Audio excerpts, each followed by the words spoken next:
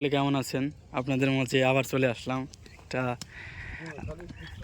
একটা ভিডিও নিয়ে। সেটা হইতেছে আমার অত্যাধুনিক চাচা। সে দীর্ঘদিন মরিচাষ ছিল, এখন দেশে আসার পরে আধুনিক উপায়ে বেগুন লাগাইতেছে।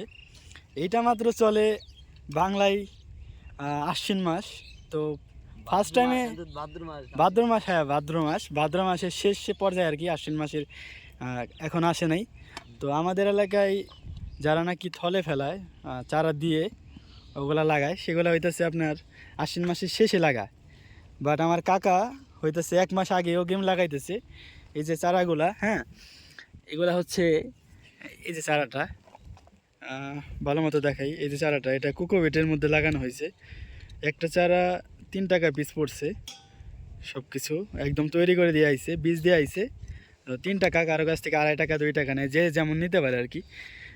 তো এটাই যে লাগাইছে, দেখেন কোকোপিটের চারাগুলা, এই যে জ্বরগুলা কি সুন্দর লাগাইতেছেও খুব সুন্দর করে আমার কাকা। দেখেন এই যে লাগানোটা, হ্যাঁ যতটুকু উপরে দেওয়া যায় আর কি, উপরে দিলে সব থেকে বেটার। নিচে পড়লে আবার চারাগুলো পচে যাবে, এটার আবার ইয়ে আছে, সিস্টেম আছে। আর যেগুলো নাকি এমনি চারা, সেগুলো আবার একটু নিচে দিয়ে শক্ত করে লাগাইতে হয়। আর এইগুলো হইতেছে একটু উপরে লাগাইতে হয়। তবে চারা লাগানোর আগে সব থেকে বড় কথা হইতেছে জমি প্রস্তুত করা। প্রসেসিংটা অনেক বেশি হার্ড। হাল দিতে হয়, হাল দিয়ে টিএসপি দিতে হয় এক পাখিতে। যেমন আমরা এখানে এক পাখিতে একটা টিএসপি দিই, 1 কেজি বোরন, 1 কেজি সালফার, এরপরে 20 কেজি অথবা 25 কেজি পটাশ। এগুলা দিয়ে হাল দিয়ে 7 দিন, কমসে কম 7 দিন রাখতে হয়। 7 দিন রাখলে কি হয় যে মানে মাটির সাথে সারগুলা ভালো মতো প্রস্তুত হয়। প্রস্তুত হওয়ার পরে লাগাইলে আর কি ফসলগুলো সুন্দর হবে এবং মজবুত হবে। মানে সারগুলা মাটির সাথে মিশে গেলে উর্বরতা একদম মানে দেওয়ার সাথে সাথে চারার মধ্যে ধরে যাবে। আর যদি সার দিয়ে তারপরে দিনে লাগাই, অনেক সময় দেখা যায় সারের রিয়াকশনে ফসলের গোড়া পচে যায়। বেগুনের চারাটাও আপনার খুবই কচি থাকে এবং একদম মানে এগুলা একটু সারের কণা লাগলেই, পানি বৃষ্টি পাইলেই পচে যাবে এবং নষ্ট হয়ে যাবে। যার কারণে খুব ইয়ে করে লাগাইতে হয়, সতর্কতার সাথে লাগাইতে হয়। ফসল বোনার আগে কমসে কম 7 দিন সার বীজ দিয়ে এগুলারে একদম সুন্দর করে প্রস্তুত করে রাখতে হয়, তারপরে লাগাইতে হয়। তো এই যে আমরা যে নিয়ে আসছি, এটা হইতেছে আমার চাচাতো কাকা। তো এই যে কোকোপিটের চারাগুলা, এগুলা আমরা কোকোপিটে দিয়েছিলাম, আমিও গেছিলাম সেখানে। তো বেসিক যে বিষয়টা সেটা হইতেছে আপনার জাত ঠিক মতো দিতে হবে। এটা হচ্ছে সাদা, একদম সাদা যে বল বেগুনটা, এটা সাদা বল বেগুনটা লাগাইতেছে। হ্যাঁ, তো প্রায় লাগানো শেষ, 4 জন মানুষ লাগাইতেছে, প্রায় 2 পাখির কাছাকাছি ক্ষেত। আমাদের এখানে 26% একটু কম আছে আর কি। তো যাই হোক, তবে এই যে লাগাইছে, হ্যাঁ আপনাকে একটা জিনিস খেয়াল রাখতে হবে। সেটা হইতেছে এই যে 2টা কিল দিছে, 2 কিলের মিনিমাম 1.5 হাতের বেশি ফাঁকা রাখছে। খেয়াল করছেন?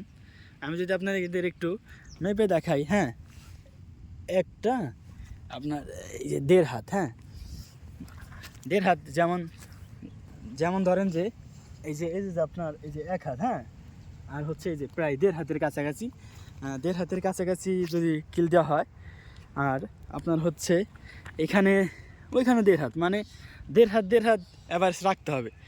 যদি 1.5 হাত অ্যাভারেজ রাখেন, সেক্ষেত্রে মানে চারাটা বড় হওয়ার পর যে ঝাপড়ানো হবে, একটার সাথে আর একটা যদি বেশি ঘন হয়ে যায়, সেক্ষেত্রে ফসল কম হবে বা ফলন কম দিবে। সেজন্য মানে আমাদের এখানে এই সিস্টেমে লাগানো হয়। মাশাল্লাহ খুব ভালো হয়, সুন্দর হয়। তো অনেক আগে লাগাইছে, অনেক আগে করছে, ফসলটা দিল। যদি আল্লাহ তাআলা চায়, আল্লাহ হয়তো বা এখানে ভালো খরচ কিন্তু অনেক, হ্যাঁ একটা বেগুন ক্ষেত তৈরি করতে অনেক খরচ।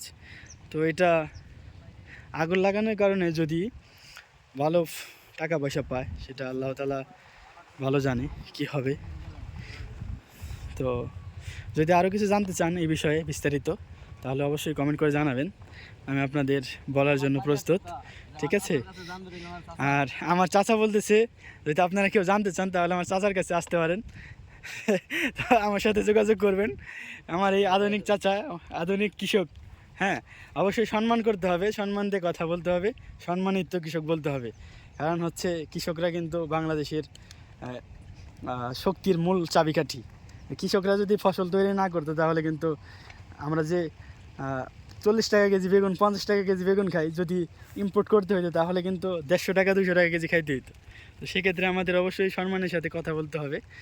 আর অনেক কষ্ট, অনেক পরিশ্রম। যাই হোক, দোয়া করবেন আমার কাকার জন্য, আগাম ফসল করতেছে যেন ভালো টাকা পয়সা পায়। তো এই প্রত্যাশা রেখে আপনাদের শেষ করলাম। আর যদি জানতে চান কিছু অবশ্যই আমাকে কমেন্ট করে জানাবেন। ভালো থাকবেন, সবার সুস্থতা কামনা করি। আসসালামু আলাইকুম।